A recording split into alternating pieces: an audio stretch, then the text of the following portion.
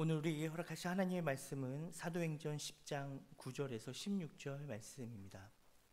사도행전 10장 9절에서 16절 말씀입니다. 신약성경 203쪽입니다.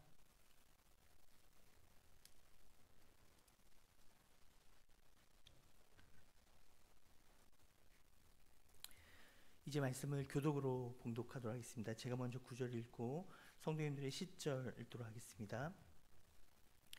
이튿날 그들이 길을 가다가 그 성에 가까이 갔을 그때에 베드로가 기도하려고 지붕에 올라가니 그 시각은 제6시더라.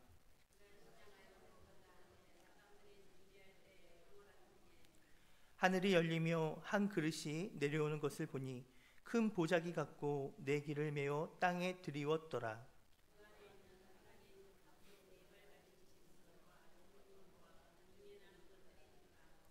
또 소리가 있으되 베드로야 일어나 잡아먹으라 하거늘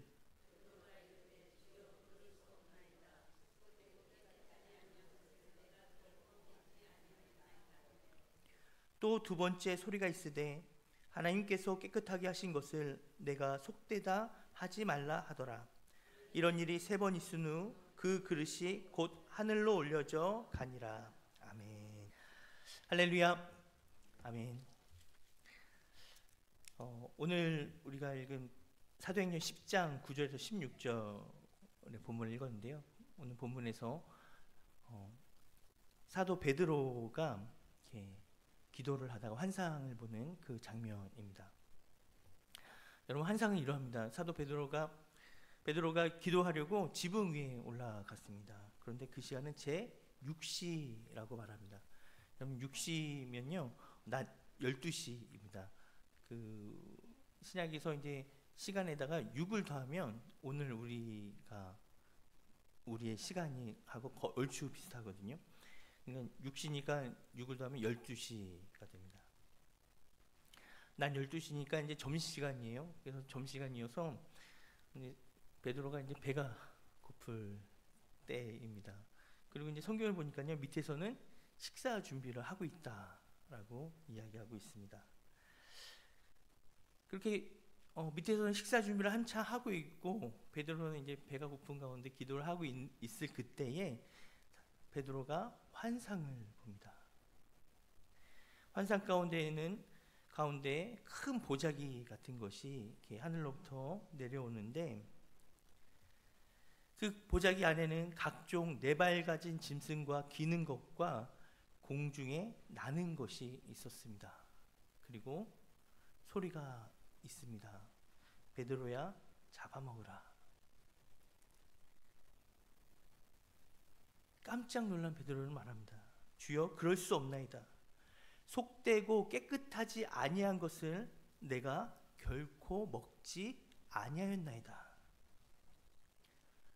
다시 소리가 있습니다. 하나님께서 깨끗하게 하신 것을 내가 속되다 하지 말라. 여러분, 이런 일이 3번이나 반복됩니다. 보자기 안에 있던 그 짐승들은 율법에서 말하는 부정한 짐승들입니다. 베드로는 주여, 그럴 수 없나이다. 속되고 깨끗하지 아니한 것을 내가 결코 먹지 아니하였나이다. 실제로 베드로는 그런 삶을 살았고요. 그리고 잡아먹으라 할 때도 깜짝 놀라서 아니, 이 부정한 것을 제가 어떻게 먹습니까? 라고 물었던 것입니다. 3번이나 하늘에서 잡아먹으라 라고 말하였지만 3번 다 베드로의 입장은 너무나 분명했습니다. 그럴 수 없습니다. 그럴 수 없습니다. 그럴 수 없습니다. 그에게 있어 부정한 음식을 먹는 것은요, 있을 수 없는 일이었어요. 아니, 어떻게 제가 부정한 음식을 먹을 수 있겠어요? 하나님, 그럴 수 없습니다. 환상을 보고 난 베드로는 고민을 하기 시작합니다. 고뇌하기 시작합니다. 속으로 위아해하면서 아니, 도대체 하나님께서 나에게 무엇을 말씀하고 계신 건가? 왜 이런 환상을 나에게 보여주셨는가? 베드로는 고뇌하지 않을 수 없었어요. 근데 바로 그때에 사람들이 베드로를 찾아옵니다. 그들은 백부장 고넬료가 보낸 신하 한 명과 하인 둘이었습니다. 우리가 읽지는 않았지만요, 10장 23절에 보면 베드로가 불러들여서 그들을 유숙하게 합니다. 즉 그 집에 머물게 해요. 그리고 이튿날 이들은 함께 갈세라고 말합니다. 함께 갈세. 그리고 고넬료 집에 도착한 베드로는 고넬료에게 설교를 합니다. 그리고 설교 가운데 성령이 그들 가운데 임하는 것을 베드로는 보게 됩니다. 그리고 그들에게 세를 줘요. 복음을 전하고 세를 줍니다. 그러자 48절에 보면요, 그들은 베드로에게 며칠 더 머물기를 청합니다. 자, 여러분, 우리가 읽기에는요, 전혀 문제가 되지 않아요. 전혀 이상할 것이 없어요. 이 본문들을 읽으면서 이상하다 혹시 그런 생각 하셨나요? 그런데 이러한 상황을 그 당시 유대인, 조금이라도 스스로 경건하다고 생각했던 유대인들이 이 상황을 보면 그들은 뭐야? 뭐라고? 아니, 어떻게 그럴 수 있어? 이건 있을 수 없는 일이야. 말도 안 돼. 여러분, 이런 반응을 보이게 됩니다. 마치 베드로가 보자기 가운데 내려온 그 음식을 보면서 3번이나 주여, 먹을 수 없습니다. 이걸 어떻게 먹습니까? 라고 했던 그 반응처럼 유대인들은 이 상황을 받아들이지 못합니다. 여러분, 정한 음식과 부정한 음식이 있어서 부정한 음식은 결코 먹어서는 안 될 것이었습니다. 그런데 하나님께서 하나님이 깨끗하게 하신 것을 내가 속되다 하지 말라라고 베드로에게 말씀하셨어요. 여러분, 무엇이 문제냐면요, 지금 베드로를 찾아오고 베드로가 가고 그들과 함께 며칠 머물고 했던 그들이 바로 이방인이었다는 데 문제가 있습니다. 여러분, 그들은 이방인들이었어요. 유대인들 입장에서는 그들이 이방인이라는 것은 부정한 짐승은 먹지 못한 것처럼 그들은 부정한 사람들이었습니다. 유대인들의 입장에서 그들은 하나님과 상관없는 사람들이었어요. 함께해서는 안 될 사람들이었습니다. 여러분, 지금 우리가 볼 때는 이해가 안 되죠? 납득이 안 되죠? 아니, 이게 무슨 말이야? 크게 와닿지가 않습니다. 중요하지 않는 것 같아요. 근데요, 이 당시의 성경에서는요, 이 당시에서는요, 굉장히 심각한 문제였어요.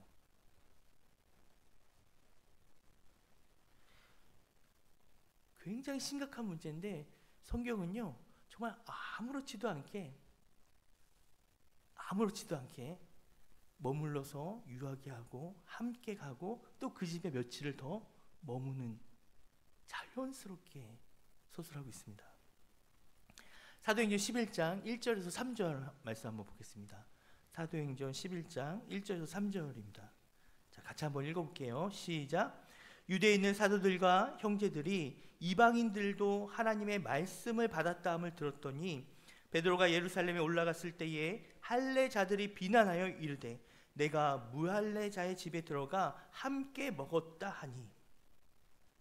여러분, 베드로가요, 고넬료 집에 가서 그들에게 복음을 전했고 그들이 복음을 받았다. 여러분, 이 이야기가 예루살렘에 있는 사도들과 형제들에게 전해졌어요.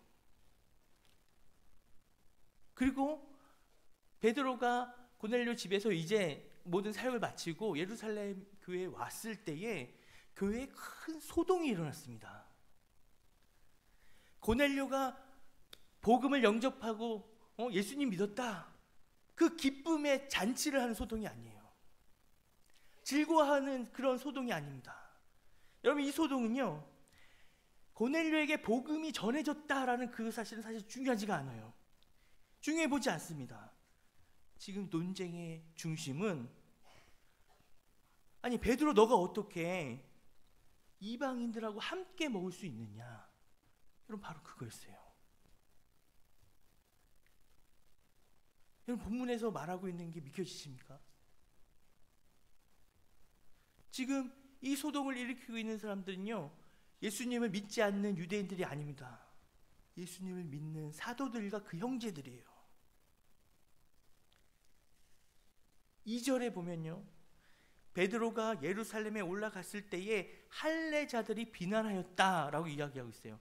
여러분, 지금 사도들과 그 형제들 가운데 할례자가 아닌 사람이 누가 있어요? 이들은 다 할례자예요. 이들은 다 유대인들이고요, 이들은 난지 8일 만에 다 할례 받은 사람들입니다. 할례자가 아닌 사람이 없어요. 그런데 일부러 성경은 할례자가 비난해서 너가 무할례자와 함께하였다라고 말하고 있어요. 사도행전 10장 28절에서 29절 말씀 보겠습니다. 사도행전 10장 28절에서 29절. 자, 같이 한번 읽어볼게요. 시작. 이르되 유대인으로서 이방인과 교제하며 가까이 하는 것이 위법인 줄은 너희도 알거니와 하나님께서 내게 지시하사 아무도 속되다 하거나 깨끗하지 않다 하지 말라 하시기로 부름을 사양하지 아니하고 왔노라. 묻노니 무슨 일로 나를 불렀느냐. 자, 우리는 본문을 통해서요, 유대인들이 이방인과 교제하는 것이 불법이었다라는 걸 우리는 발견하게 됩니다.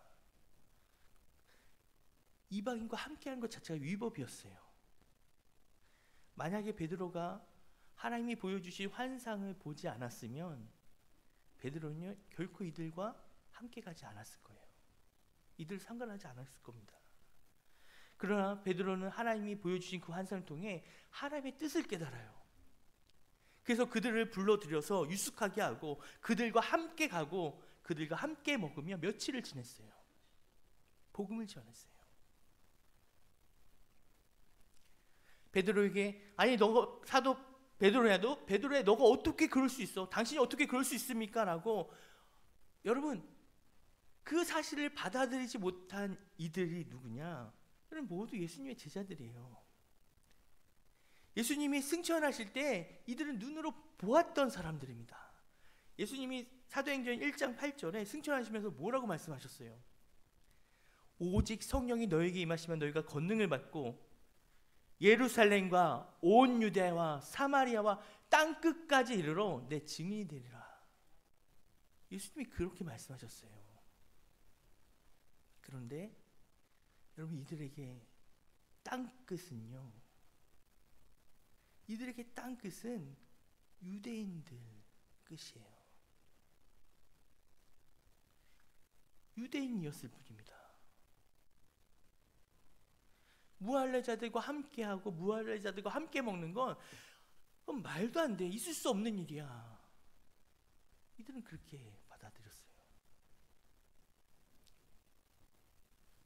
베드로는 지금 자기와 똑같이 반응하는 성도들을 보고 있습니다.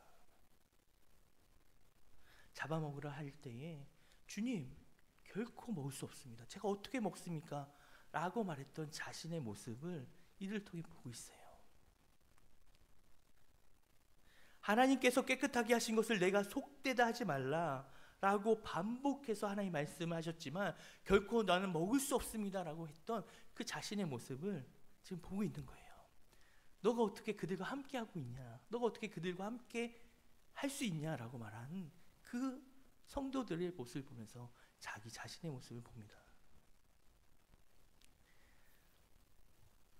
이방인들을 대하는 유대인들의 상황을 우리는 성경을 통해서 좀 더 묵상했으면 좋겠습니다.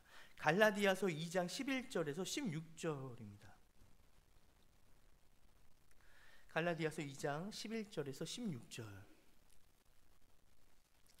우리 같은 목소리로 한 목소리로 한번 같이 조금만 빠르게 한번 읽도록 하겠습니다. 게바가 안디옥에 이르렀을 때에 책망받을 일이 있기로 내가 그를 대면하여 책망하였노라.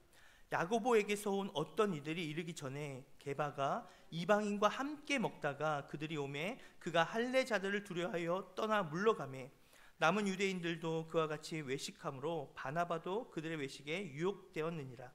그러므로 나는 그들이 복음의 진리를 따라 바르게 행하지 아니함을 보고 모든 자 앞에서 게바에게 이르되 내가 유대인으로서 이방인을 따르고 유대인답게 살지 아니하면서 어찌하여 억지로 이방인을 유대인답게 살게 하려느냐 하였노라. 우리는 본래 유대인이요 이방 죄인이 아니로되 사람이 위롭게 되는 것은 율법의 행위로 말미암음이 아니요 오직 예수 그리스도를 믿음으로 말미암는 줄 알므로 우리도 그리스도 예수를 믿나니 이는 우리가 율법의 행위로서 위롭다함을 얻으려 함이라. 율법의 행위로서는 위롭다함을 얻을 육체가 없느니라. 아멘. 여러분, 게바는 다 아시다시피 베드로입니다. 이방인에게 처음으로 복음을 전한 베드로가 여러분 이방인들하고 이방인 기독교인들하고 같이 식사를 했어요. 이방인과 함께 식사하고 함께 교제하다가 여러분 야고보로부터, 예수님의 동생이죠, 예수님의 동생 야고보로부터 사람들이 온다는 이야기를 듣고 베드로가요 식사하다가 중간에 자리를 일어나서 떠난 거예요. 왜 그랬을까요? 이 사도행전 11장에 한번 큰 소동을 경험했잖아요. 그러니까 미연에 그런 얘기 방지하려고 베드로 입장에서는 그냥 혹시라도 다른 말 나올까봐 어쩌면 그럴 수 있어요. 그래서 자리를 일어났어요. 근데 베드로 따라서 다른 유대인들도 일어나고 그런 분위기가 됐어요. 사도 바울 입장에서는 그게 너무 불만인 거예요. 지금 뭐 하는 거냐 이게. 그것 자체가 불만이에요. 아니 그럴 이유가 있냐라는 겁니다. 바울이 말합니다. 우리는 유대인이다. 우리가 유대인이다. 하지만 우리는 유대인으로 살지 않는다. 그들이 이방인이냐? 그렇다, 그들은 이방인이다. 하지만 그들은 이방인으로 살지 않는다. 그들이 이방인이기 때문에 너희는 그들을 유대인으로 살게 하려느냐? 사도 바울이 비웃는 거예요. 복음을 왜곡시키고 복음을 변질시키는 그들을 비웃고 있습니다. 여러분, 복음은 우리를 향해 말하는데 우리는 유대인도 이방인도 아니라고 말하고 있습니다. 그럼 우린 누굴까요? 우리는 누구일까요? 유대인도 아니에요. 이방인도 아니에요. 그럼 우린 누구란 말입니까? 사도들도 마찬가지고요. 이 당시 모든 크리스찬들이 마찬가지예요. 그들은 누구인 거예요? 사도행전 11장 26절입니다.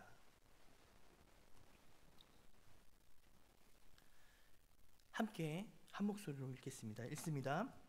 만남에 안디옥에 데리고 와서 둘이 교회에 1년간 모여 있어 큰 무리를 가르쳤고 제 아들이 안디옥에서 비로소 그리스도인이라 일컬음을 받게 되었더라. 사랑하는 여러분, 우리는 유대인도 아니고 이방인도 아니고 우리는 그리스도인입니다. 여러분, 그리스도인이에요. 여러분, 이 그리스도인이라는 칭호는 사람들이 비아냥거리면서 불렀던 칭호예요. 오늘날 우리나라 상황을 보면 저 예수쟁이들, 그게 그리스도인이에요. 예수님을 따르는 사람들, 예수님을 쫓는 사람들, 예수 그리스도를 쫓는 사람들. 여러분, 이 말이 언제 처음 나왔냐면 성경을 보면 안디옥 교회에서 처음 비로소 시작되었다라고 얘기하고 있어요. 안디옥 교회. 여러분, 안디옥 교회가 어떤 교회인지 아세요? 안디옥 교회가 어떻게 생겨난 교회인지 아세요? 사도행전 11장 19절에서 21절 한번 보겠습니다. 사도행전 11장 19절에서 21절 같이 한 목소리로 한번 읽어볼게요. 시작. 그때에 스데반의 일로 일어난 환란으로 말미암아 흩어진 자들이 베니게와 구브로와 안디옥까지 이르러 유대인에게만 말씀을 전하는데 그 중에 구브로 구레네 몇 사람이 안디옥에 이르러 헬라인에게도 말하여 주 예수를 전파하니 주의 손이 그들과 함께 하심에 수많은 사람들이 믿고 주께 돌아오더라. 아멘. 여러분, 스데반은 일로 스데반 지사님이 순교 당하고 난 다음에 교회에 대대적인 핍박이 일어났습니다. 그래서요, 예루살렘 교회에 있는 사람들이 다 흩어졌어요. 교회가 뿔뿔이 산산 흩어졌어요. 그런데 흩어진 그들이 예수님을 증거했어요. 복음을 전했어요. 그런데 이들이 누구에게 복음을 전했냐? 유대인에게만 복음을 전했어요. 그런데 유대인이 아니라 헬라인에게 복음을 전하기 시작하자, 여러분 19절과 20절의 차이에서 발생한 것이 바로 안디옥 교회예요. 유대인이 아니라 헬라인에게도 복음을 전했더니 안디옥 교회가 생겼어요.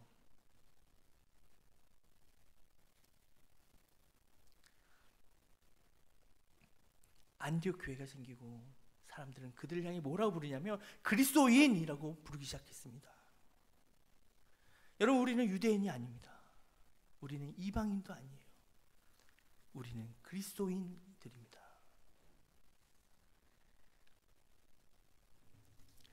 그리스도인 베드로는 그리스도인의 모습을 보여주고 있습니다. 여러분, 그가 환상을 본 욥바의 기도 장소, 그가 머물렀던 기도 장소가 바로 그것을 보여주고 있어요. 그가 6시에 3시에 또 6시에 기도를 하였던 그곳은 어디였냐면, 그가 밥을 먹고 그가 기도하고 그가 머물렀던 그것은 성경은 무두장이 시몬의 집이라고 말하고 있습니다. 여러분, 무두장이는요 가죽 수성공이에요. 그들은 가죽으로 제품을 만드는 사람들입니다. 가죽을 어떻게 만들어요? 짐승을 잡아서 그 죽은 짐승의 가죽을 벗겨서 그 가죽으로 만드는 거예요. 가죽 벗기는 일을 하는 사람들이기 때문에 끊임없이 죽은 짐승에 노출되었던 사람이 바로 무두장이들이었습니다. 그래서요, 조금이라도 경건하다라고 생각하는 유대인들은요, 무두장이들을 멀리 했어요. 가까이 하지 않았습니다. 2세기 랍비들은 뭐라고 말했냐면, 무두장이는 예루살렘에 들어올 수 없다라고 말했어요.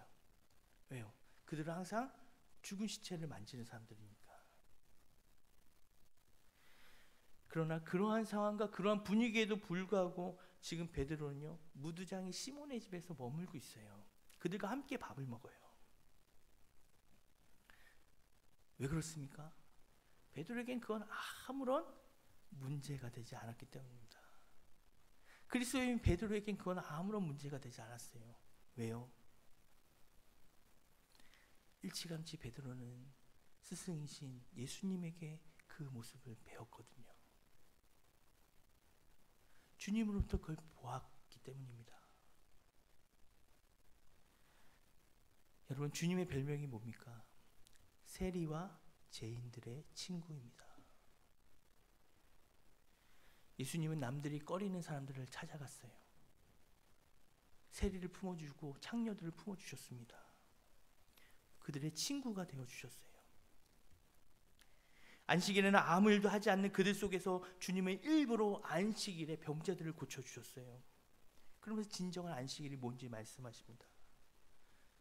부정한 여인, 혈류증 앓는 여인이 자신의 몸을 만짐으로 고침을 받게 하셨어요. 문둥병자를 만져주심으로 치유하셨어요. 그러면서 주님은 끊임없이 제자들에게 진짜 부정한 것이 뭐냐, 부정하다는 것이 뭐냐라고 끊임없이 주님은 말씀하시고 알려주셨어요. 몸으로 알려주셨어요. 그 모든 것을 경험하고 주님의 부활과 성령의 임재를 경험한 베드로에게 더 이상 무두장이 시몬은 부정한 사람이 아니었습니다. 멀리해야 될 사람이 아니었어요. 이제 베드로는 유대인이지만 결코 유대인으로 살아가지 않았습니다. 그는 그리스도인이 되어서 그리스도인의 가치관을 가지고 그리스도인으로 살아가기 시작했어요.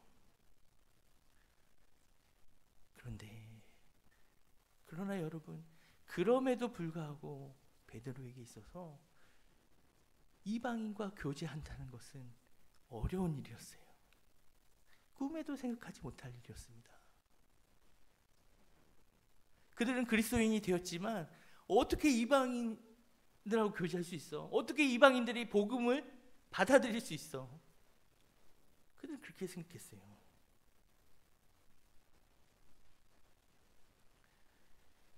고넬료가 회심하고 고넬료 회심 가운데 그것을 기뻐하면서 축하하는 것이 아니라, 너가 어떻게 이방인들과 함께 먹을 수 있냐고 베드로를 오히려 비난했던 것처럼,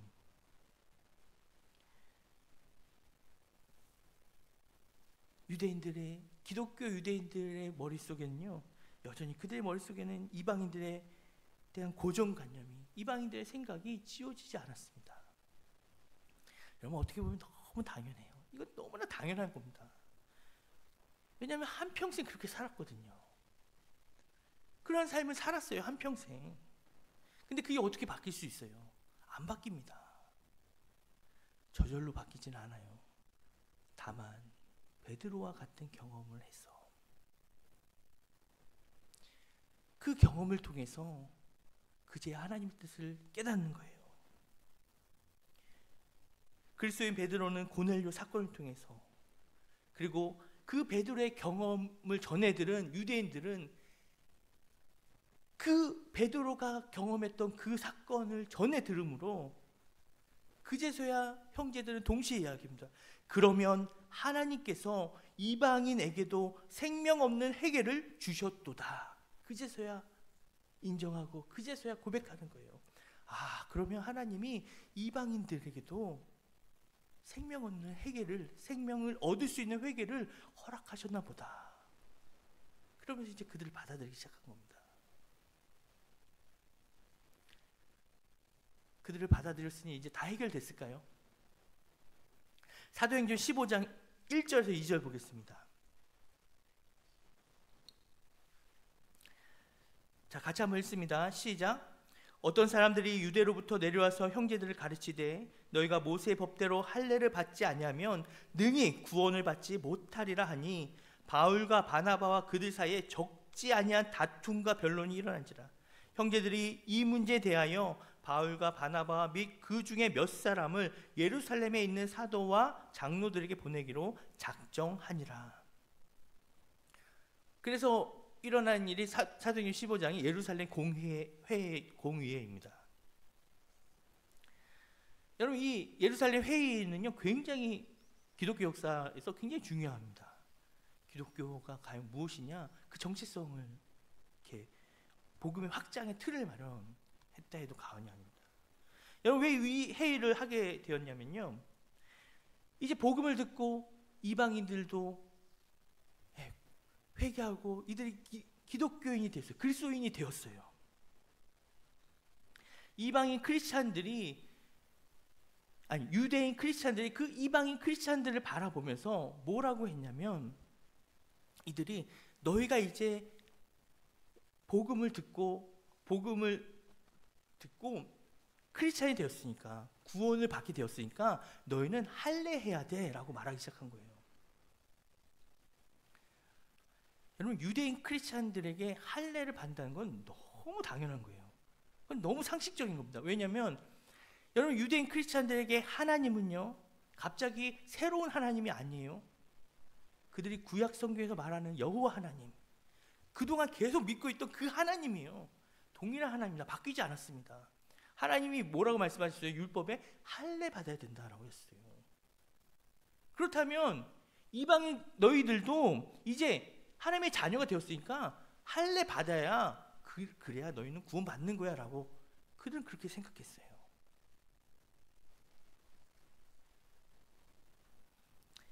할례 받지 않고 구원 받는다? 이들은 용납할 수가 없었습니다. 용납하지 못했어요. 그래서 지금 다툼이 일어난 거예요. 무슨 소리냐, 할례 받게 해야지. 여러분, 어떻게 생각하십니까? 할례 받아야 돼요, 말아야 돼요? 사도행전 15장의 결론은 우리는 할례를 받음으로 구원받는 것이 아니라 오직 예수 그리스도를 믿음으로 말미암아 구원받는 거다라는 겁니다. 오직 하나님은 예수 그리스도를 믿음으로 얻는 구원을 우리에게 주셨다라고 고백하는 것이 사도행전 15장 예루살렘 회의예요. 사랑하는 성도 여러분,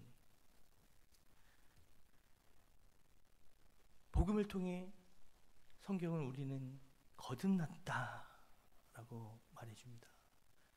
그리스도인이 되었다는 것은 우리 모두가 거듭났다라는 거예요. 여러분, 거듭났다라는 것은요, 그동안에 우리가 살아왔던 우리의 삶은 죽고 이제 우리는 새로운 삶을 살기 시작했다는 겁니다. 새로운 삶을 살기 시작했다는 거예요. 더 이상 유대인으로 살 수 없습니다. 더 이상 이방인으로 살 수 없습니다. 그 새로운 삶은요, 그리스도인으로 살아가는 삶입니다.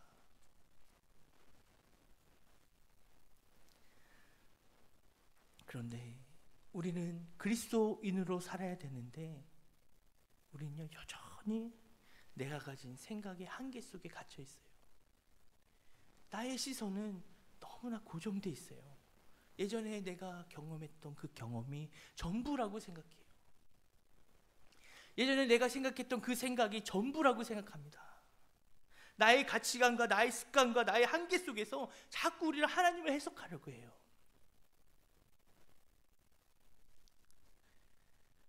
그러나 여러분, 복음은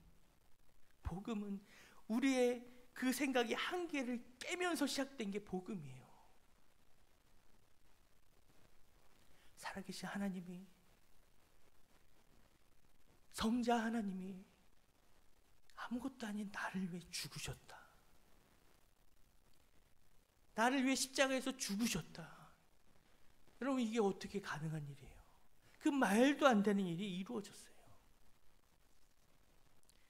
죄인이 나를 위해 기꺼이 죽으신 하나님을 바라보면서 여러분, 복음이 시작됐어요.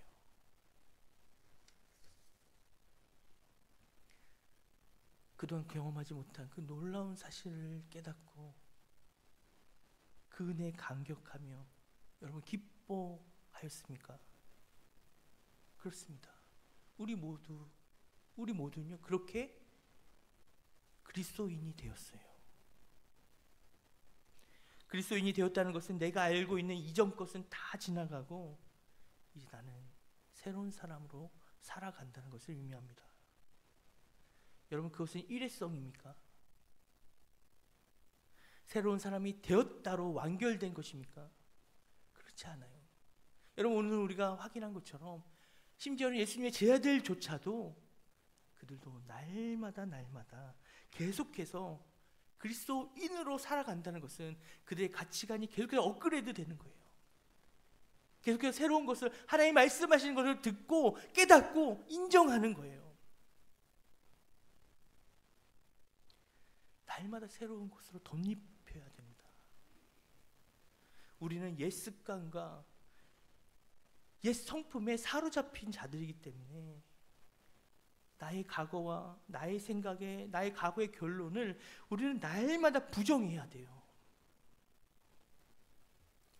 하나님은 지금도 우리에게 하나님이 깨끗하다 하신 것을 너가 속되다 하지 말라라고 지금도 우리에게 말씀하고 계세요. 사랑하는 여러분, 그렇다면 우리가 깨트려야 될 나의 가치관은 무엇인가요? 오늘 내가 부정해야 될 나의 생각은 무엇일까요? 그걸 고민하지 않는다면 우리는 복음의 능력 안에 살 수 없습니다. 교회 안에서 서로 다름을 자꾸 틀렸다라고 말씀하지 않았으면 좋겠어요. 받아들이고 내 생각을 깨트리고 내 가치관을 깨트리고 서로를 인정하며 나아가는 겁니다. 나의 잣대로 내 생각으로 교회를 판단하고 왜 교회가 이렇게 되지 않냐고 얘기하기 전에 우리는 그리스도인으로 하나님의 뜻을 구하고 하나님의 말씀을 바라봐야 돼요.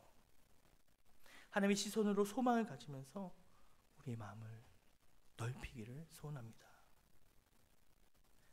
우리는 오늘도 나의 생각을 버리고 그리스도인으로 하나님의 생각을 물어야 할 것입니다. 그것이 바로 복음 안에 거듭난 우리 모두의 자리입니다. 기도하겠습니다.